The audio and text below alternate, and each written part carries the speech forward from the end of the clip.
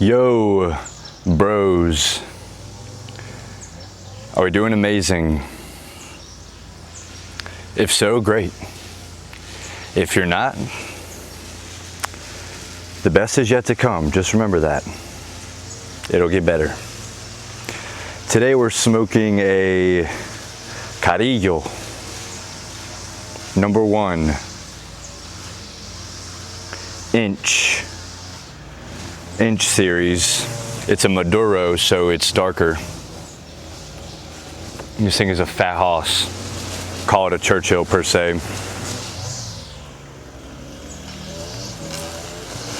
A fat hoss. My guy's weed eating behind me, so hopefully this mic does its job. We'll see.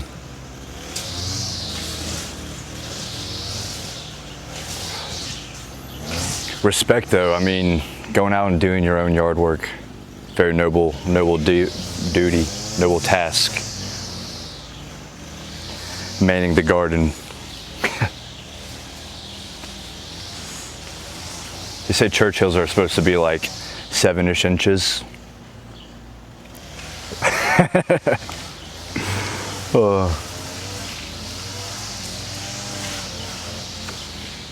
My dad and his friends call these storytellers because they take so long to smoke. You tell a story. Might as well tell a story. So we're going to tell a story.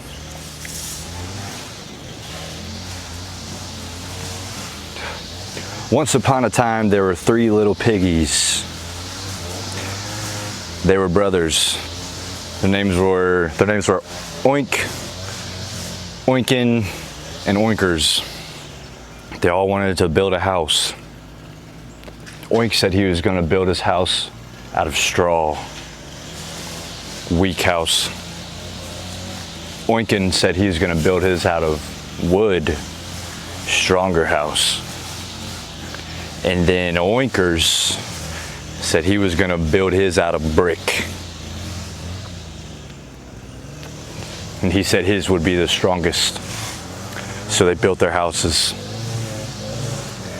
But what they didn't know is they needed strong houses because of the big bad wolf lurking nearby, coming to devour the little piggy brothers.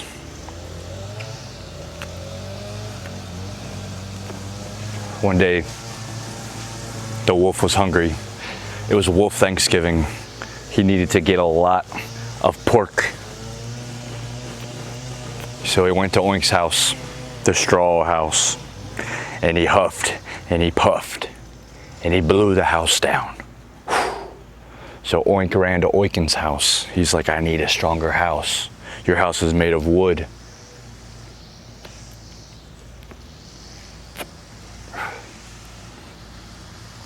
So the wolf had to hunt him down and went to the wooden house, and he huffed and he puffed and he blew the house down. And then Oinkin went to Oinker's house made of brick to hide from the big bad wolf. The big bad wolf was not satisfied with just a bunch of straw and wood. He needed pork for Wolf Thanksgiving.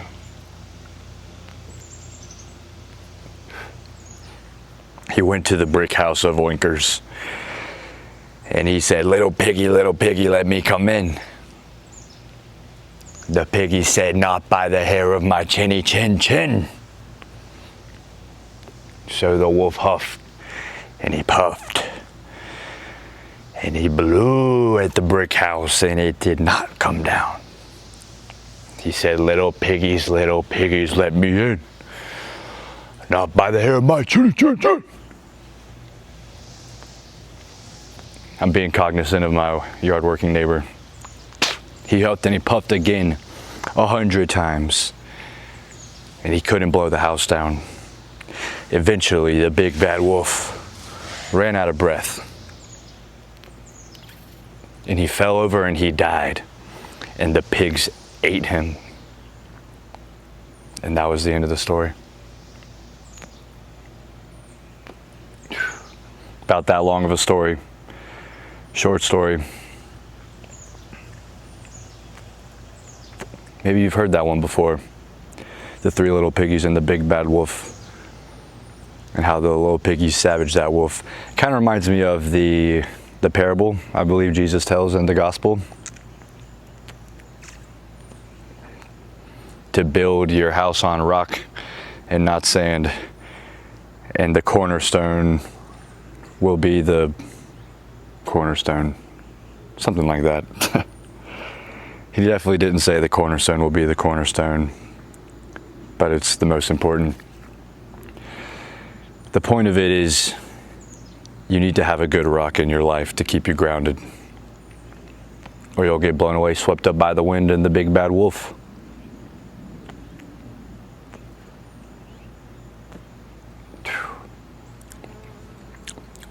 This tastes like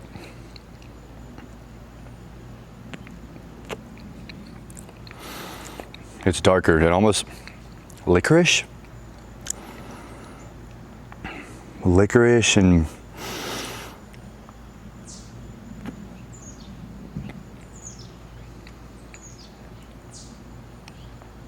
brandy. I don't know.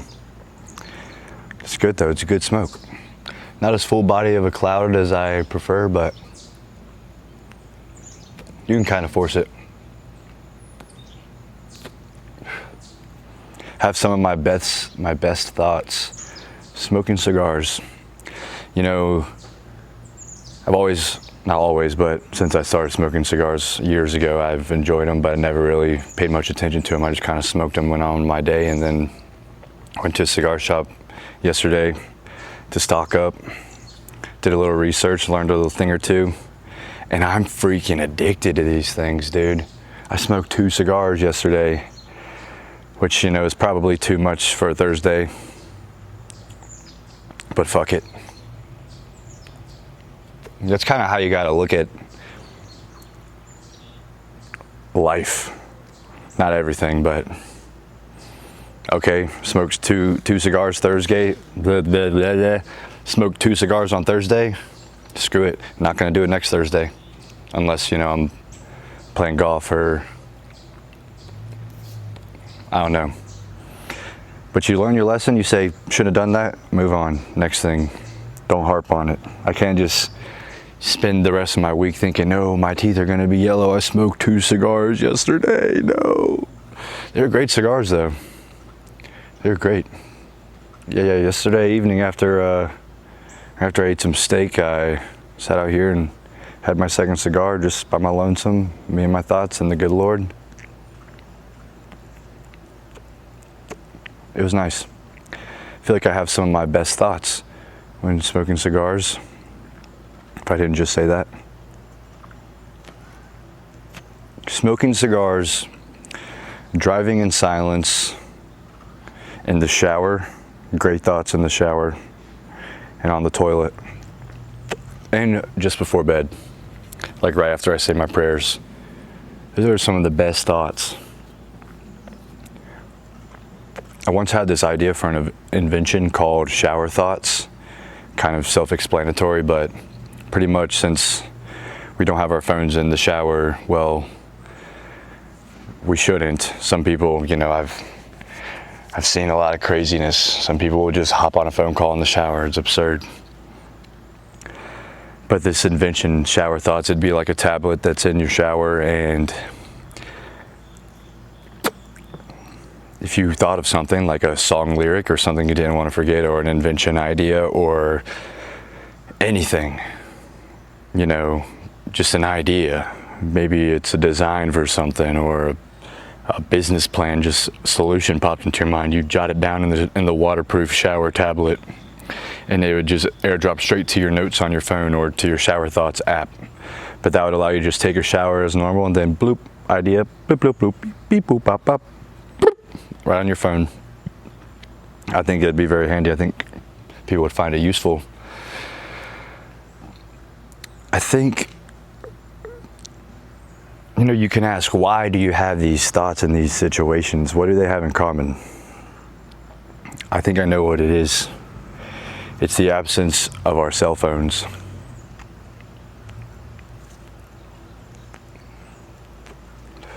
Most people, and I'm certainly guilty of this sometimes, like to use the toilet time as scrolling time, just aimlessly. Aimlessly meaning you have nowhere you're trying to end up or go to. There's no end that you're looking for. You're just stimulation, boom, boom, boom. Literally designed to distract you from the world around you. So if you need to be distracted, it's a great thing. Sometimes we do. Most of the times we don't. But I've made it a point not to bring my phone to the toilet just so I can have these great thoughts. And then if you want to jot them down, you know, you're like, crap, I want to pull up my phone. I've learned in psychology, it takes 7 seconds of thinking of the same thing to go from short-term to long-term memory. So it's like, say I want to remember the name of this flower is a peonies. I need to go peonies in my head, but not just repeat the word for 7 seconds. You got to embrace the concept, picture it, peonies, picture the spelling of the word, the scent for 7 seconds, and then it's in your long-term memory. Now it's not in your semantic memory, which is things like who was president, George Washington, things that you won't, or first president I should say, things that you won't forget, that you don't have to rehearse. That takes a lot more rehearsal to put things into your semantic memory. But short term to long term, just 7 seconds of thought of that thing, whatever it may be.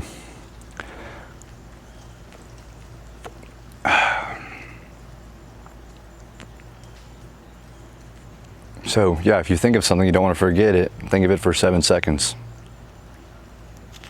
I also think it's hilarious how we refer to them as cell phones as if that's all that they are, that we just call people and text.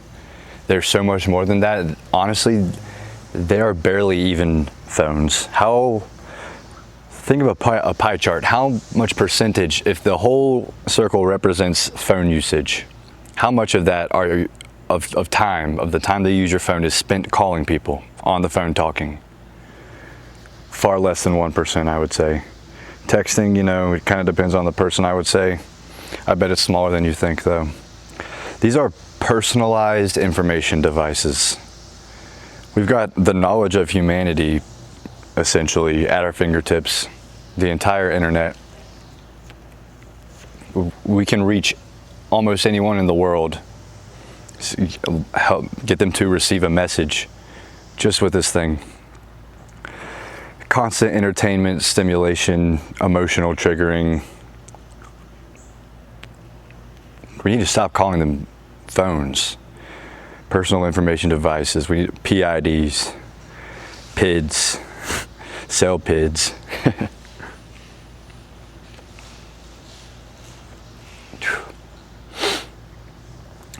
That's another terrible epidemic, is the addiction to the cell phones, dude. I love when people are like, hang up and hang out, man. Like if you're at dinner with the boys and this dude is just like texting his girl, or he's like, dude, she hasn't texted me back yet. Like, is there a worse complaint you can complain to another one of the boys? Like, oh my gosh, shut up, bro. Hang up and hang out. I'm such a phone cop among my friends, which I will wear proudly. I wish I didn't have to be, but some people need reminders. I need reminders sometime. But you can go and look at your screen time. I'm sure you don't, because you know it's going to be bad. It should not be more than 2 hours. I mean, an hour and a half is like pushing it. But most people I know will look at their screen time and it'll be like 5 to 7 hours. Like, what? 7 hours is insane. I've been with my friends where we all pull out our screen time and they're like, it's 7 hours daily average for the week. And the excuses will be like, yeah, you know, I'm on the bus, I'm bored, I'm at work, I'm bored. It's always boredom. Like, we're supposed to be bored sometimes, but there are other solutions. Read a book, you know, get smarter, practice the piano or guitar. Do some freaking push-ups, bro. Touch your toes. Try to be able to touch your toes. Meal prep.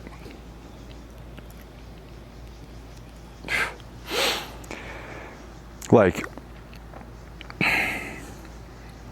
you could save time and money meal prepping as opposed to just scrolling for no reason, gaining nothing, just rotting your brain, and then ordering Uber Eats. You'll be eating healthier, you'll be spending your time better. While you're cooking, you'll be thinking of all the things that, like when you're looking at your phone, it's telling you what to think, but you need to have your own unique human ideas. Hang up and hang out, dude.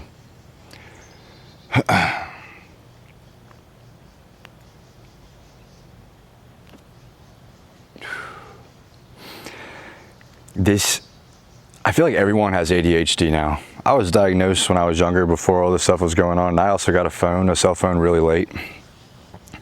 But it's different now. Like the attention, it used to be like hyper kids that were bouncing off the wall that are easily distracted. But this new ADHD isn't necessarily you're easily distracted. It is you're constantly deprived of the stimulation that you need. And it's like a customized stimulation. These apps are designed to study you and to know what's going to capture your attention. I used to live with some guys, man. I shit you not. I love them to death. They couldn't sit through a 10-minute YouTube video without pulling out their phone. I would challenge one of them one time. I'd say, hey, let's watch this video. Let me show you this thing. And I knew it was something he was going to like. I'd say, let's watch this, but just do me a favor, don't pull out your phone the whole time that we're doing it. And they get offended. It's like a pacifier. It's like baby needs his binky. Like you're taking something away from them, like, oh, what, my phone? I can't have my phone. It's like, dude, 10 minutes or less. Just watch this. Be here now with me. Come on. Freaking bonding time.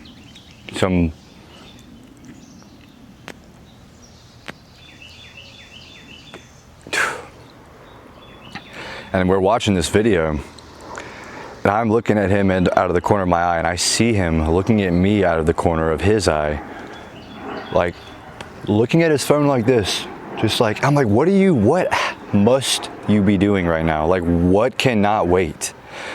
Think of, if you have a problem with your phone and you know it, which is pretty much all of us, think of this. What are the scenarios?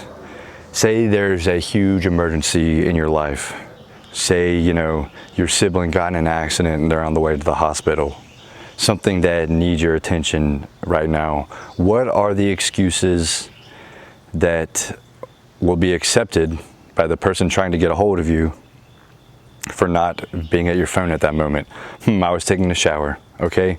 I was working. Put your phone away for 5 hours out of the day and focus on a task, focus on work, do something creative, clean your house. And then don't look at your phone. And if someone needs you, they'll get a hold of you. If you need to know something that's going on in the world, you're going to find out about it. You don't have to watch the news. You don't have to be on Twitter. You don't have to be texting whoever. Your girlfriend is going to be okay. She's studying. She's at the hospital being a nurse or whatever it is she does. It's going to be fine. And then when you're done, oh, hey, sorry, I was working. Sorry, I was cleaning the house. Sorry, I was at dinner. Sorry, I was in the movies. Like, those are all valid excuses. Sorry, I was in the shower. Like, if you think about it, anything can be a valid excuse.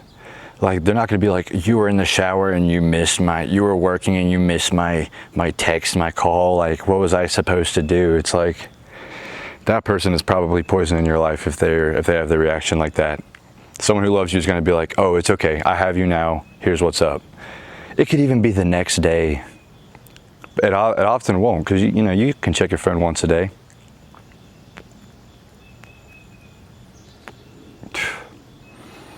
Oh, I needed you. You didn't check your phone while you were cutting the grass? Sorry, I was taking a shit. And people will be on the toilet for like, I shit you not, 2 hours, and they'll be like, yeah, my feet are numb because I was sitting there for so long. It's like, it doesn't take that long to take a crap. You're on your phone doing who knows what. Not to even mention the propaganda we're faced with. Who knows what's even real? I'll tell you what's real is all this. That tree, this chair. Hang up and hang out, dude. Smoke a cigar. I mean, gosh, how rude is it being at the dinner table, especially like a family dinner, and someone is texting?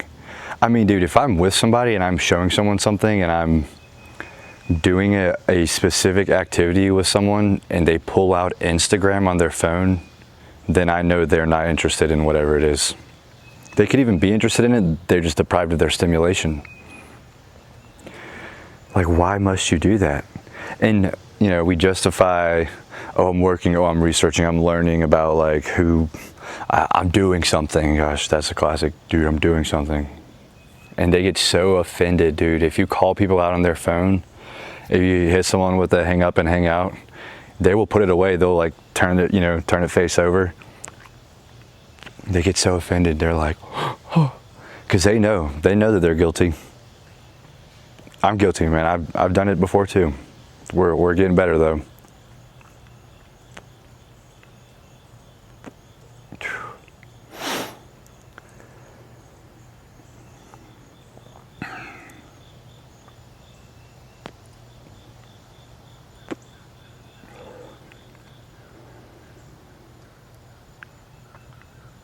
These cell phones, bro, they're just not cell phones.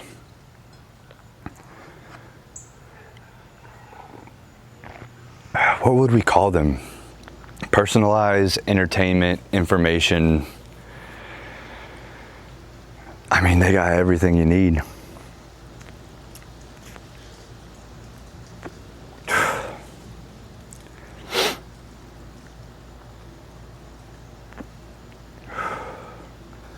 Dude, I still know this person, this girl, dude. She told me that she gets anxiety if, you know, when there's a little circle that means like someone has a story posted you haven't viewed yet.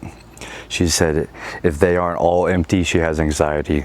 Like, she has to know what every person has posted on their story. And I don't know what that comes from. Is that like you have to be in the know? Do you feel accomplished? Like, do you really just want to know what everyone's doing at all times? First of all, you can't even figure that out just from watching everyone's stories. I mean, if someone posts one story a day or 2 stories a day, that's a lot, and you still aren't going to know everything that they're doing. And all of your followers, like, gosh.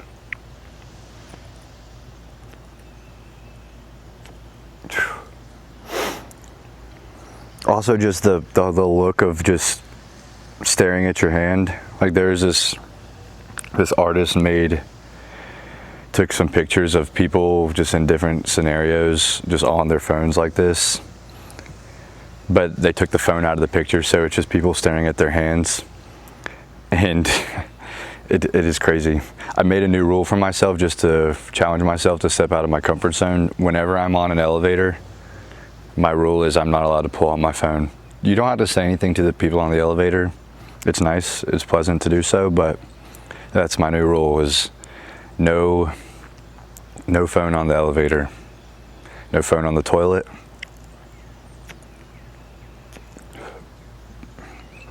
It's tempting. And isn't it ironic that like the Apple logo on the back of the phone, it's an apple and it's got a bite taken out of it, like the forbidden fruit, the knowledge of good and evil. Just saying. Food for thought. A little Kermit the Frog sipping the tea. I've been making these drinks.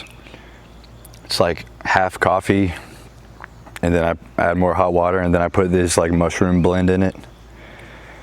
It's got like reishi, chaga, lion's mane, some cacao for flavor, and then I'll put some collagen in it. It's a nice little morning kicker. Although it's about noon right now.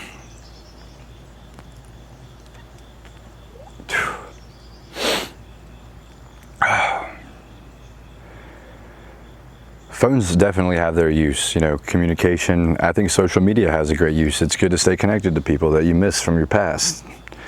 See what they're up to. We have a free, cost-free way of reaching the whole world. It costs me nothing to post these videos. It costs people nothing to make an announcement on their story. It's free advertising. Sorry, Mr. Bug. But it needs to be used in moderation. It's something that can be abused. And it certainly is a lot. This new ADHD, dude, it's really disgusting to me. Keep track of your screen time. And you'll see how much more time you have in the day, how clear your thoughts are and how your thoughts are your own and you're not influenced by what you're always seeing. I once knew a guy and every opinion he had, you could just tell was not his own. He was working in music, not as any musician, but any opinion he had about an artist was whatever the popular opinion was online.